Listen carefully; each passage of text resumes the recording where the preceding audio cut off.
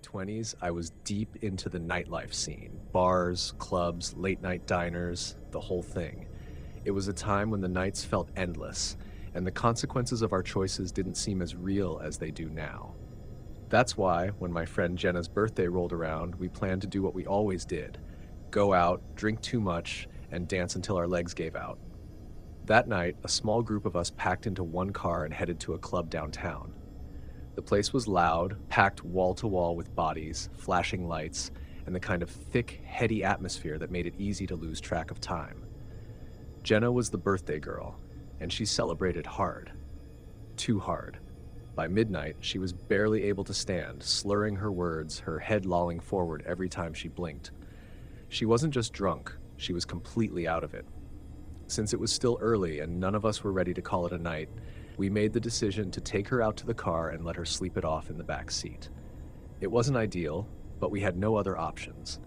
We all came in the same car, and in a city this big, getting home wasn't as simple as hailing a cab. Not when public transit had already slowed to a crawl, and this was before rideshare apps were as common as they are now. In hindsight, it was reckless, but we were young, dumb, and used to getting away with bad decisions. An hour passed, maybe more. The rain started falling in slow, heavy drops, the kind that stuck to your skin and made the pavement slick.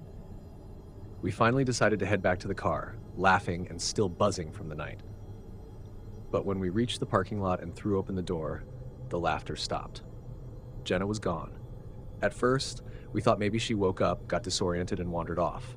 But as the seconds ticked by, a deeper, uglier fear settled in my chest.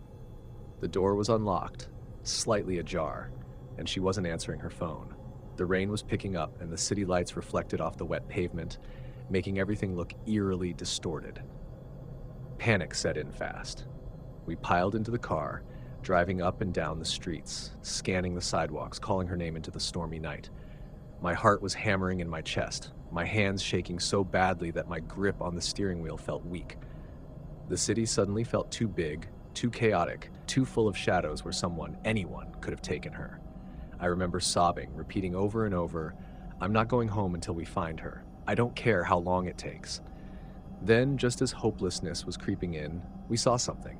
A figure, small and frail looking, stumbling along the sidewalk in the downpour. Dressed in white. Jenna. We screeched to a stop, throwing the doors open before the car had even fully stopped. That's when we saw him. A man was walking beside her. Close. Too close. He was tall, lean, wearing a hood that shadowed most of his face, his posture stiff and controlled. The way he guided her forward, one hand lightly gripping her arm, sent a chill straight down my spine. Something was wrong. A couple of my friends jumped out first, rushing toward them. I stayed in the car, gripping the edge of my seat, trying to make sense of what I was seeing. The man barely reacted as my friends approached, just stood there with this unsettling calmness while they questioned him. I couldn't hear everything over the rain, but I caught bits and pieces. "Who are you? Where are you taking her? She was asleep in our car. How did you even find her?" The man didn't give much of an explanation. Instead, he calmly asked for money, said something about how he was helping her, how he was taking her to a hotel room for the night. My stomach twisted at those words. A hotel room. Jenna, still barely conscious, only managed to mumble something incoherent. She had no idea what was happening. We didn't argue. We didn't try to make sense of it. We just pulled Jenna away, shoved her into the car, and slammed the doors shut. As we sped off, I glanced in the mirror. The man was still standing there, watching us leave, his face unreadable beneath the hood. None of us spoke for a long time. The rain hammered against the windshield black, and the city lights blurred in my vision. It wasn't until much later that the horror of what had nearly happened truly settled in. Jenna had been picked up by someone, a stranger, a predator, who saw an unconscious girl alone in a car and seized the opportunity.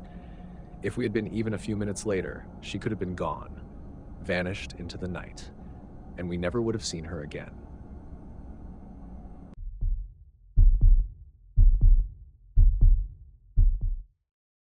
When I was 9, I had my first real encounter with fear, the kind that settles deep in your bones and never quite leaves.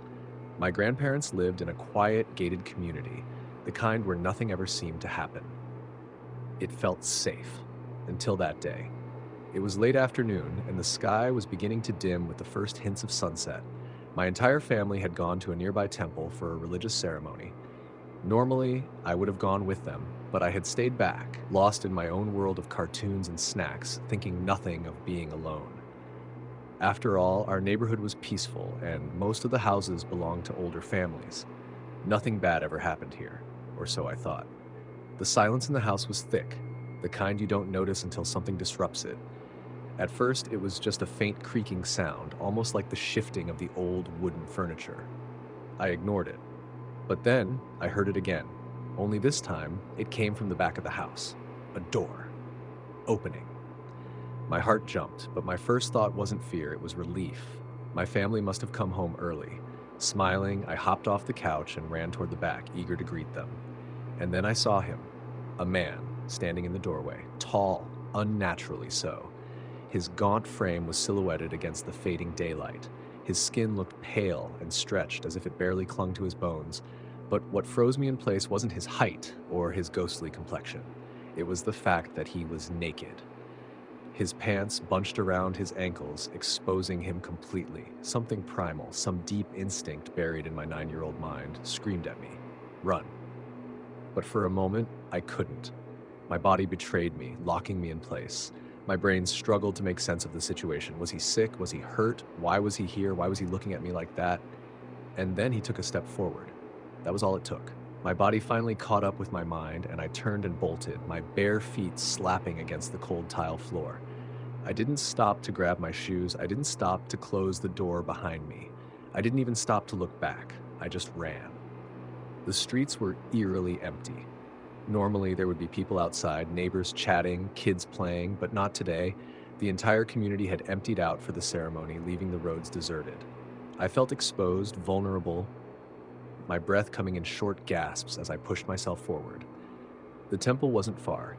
I had walked there many times with my family, but never had the path felt so long. My feet stung against the rough pavement, but I didn't dare slow down.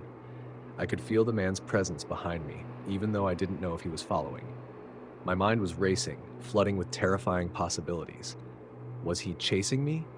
Watching me? Would I make it in time? The temple's entrance came into view, the golden glow of oil lamps flickering in the distance. I ran straight inside, my lungs burning, my heart hammering in my chest. When I finally saw my parents, the words tumbled out in a frantic, breathless rush. At first, they thought I was imagining things, but the sheer terror in my eyes must have convinced them otherwise. They rushed back with me, my uncles and older cousins in tow, ready to confront whatever horror had entered our home. But by the time we returned, the man was gone. The back door still stood wide open, a dark void leading into the house. We searched the rooms, checked the locks, even asked the few neighbors who had stayed behind. No one had seen anything. No one knew who he was. It was as if he had never existed. But I knew better. For weeks, I was too afraid to be alone in the house. Every creak, every rustling leaf outside sent my heart racing. I would find myself staring at the back door, half expecting it to open again, half dreading what I might see if it did. Years have passed, and I've told this story to only a few people. Some laugh it off, saying it must have been a homeless man or a drunk wanderer who found his way into the wrong house. Maybe they're right. But sometimes, late at night, I still hear the sound of a door creaking open, and I wonder if he ever really left.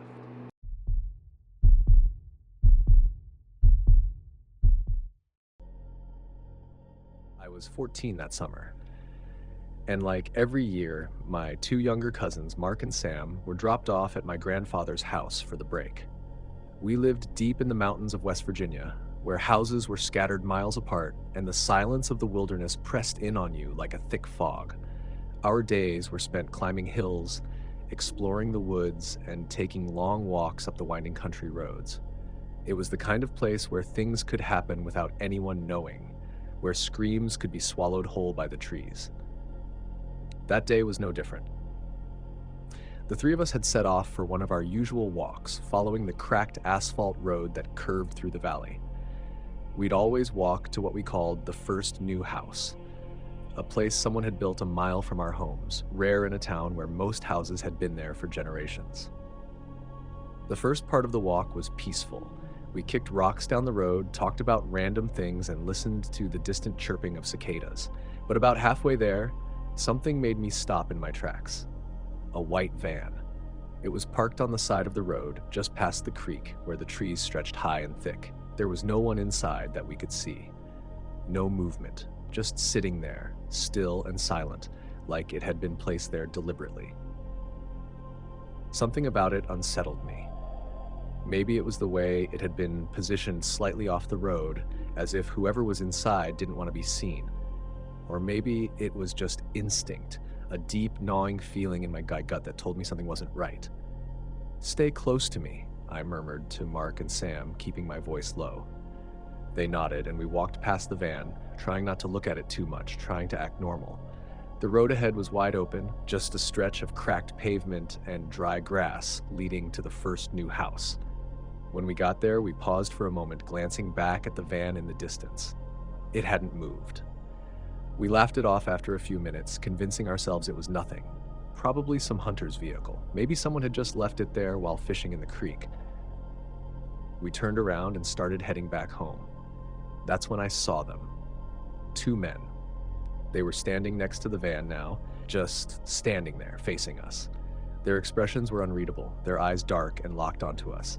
They didn't move, didn't call out, just watched. A cold wave of fear ran through me. "Don't say anything," I whispered to Mark and Sam. "Just keep walking." We quickened our pace, but I could feel their eyes boring into us, feel the tension thickening in the air.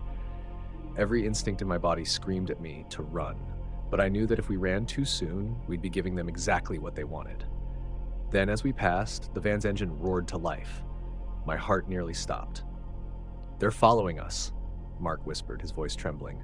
I glanced over my shoulder. The van was rolling forward slowly, creeping after us like a predator stalking its prey. The men were inside now, their silhouettes visible through the windshield. "Run," I said. "Now." We bolted. I could hear the gravel kicking up beneath my feet, the sound of Mark and Sam's frantic footsteps behind me. The van sped up, closing the distance between us.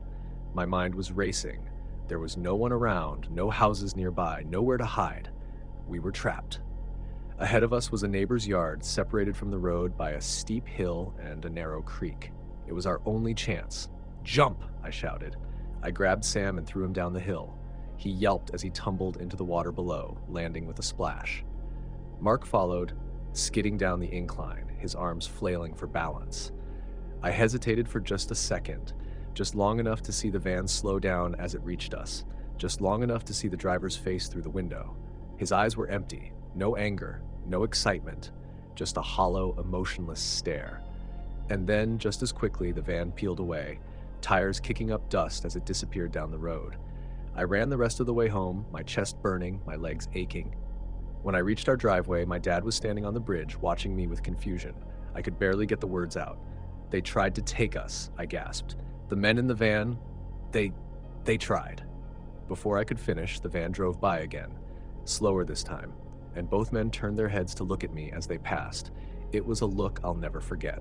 Cold, hollow, pure evil. We never saw the van again after that, but to this day, I wonder what would have happened if we hadn't run when we did, if I hadn't thrown Sam into that creek, if my dad hadn't been outside. Somewhere in the mountains of West Virginia, 2 men were out there looking for someone to take, and we were almost their next victims.